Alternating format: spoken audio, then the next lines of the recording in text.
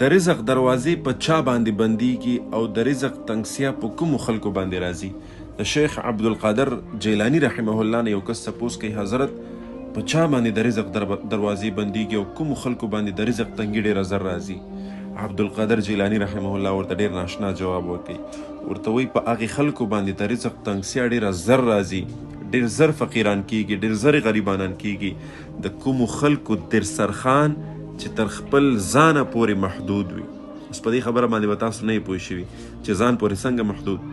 عبدالقادر جیلانی رحمه الله د خبرې مقصد دا دی، وایي په هغې خلکو باندې به تنګسي د رزق دا ډېره زر راځي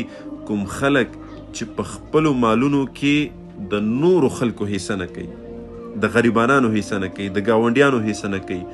او چې کله ورته میلمه راشي نو په تندي باندې باره بجي، د میلمه سره ښه سلوک او ښه رویه نه کوي، په میلمه باندې تنګیږي.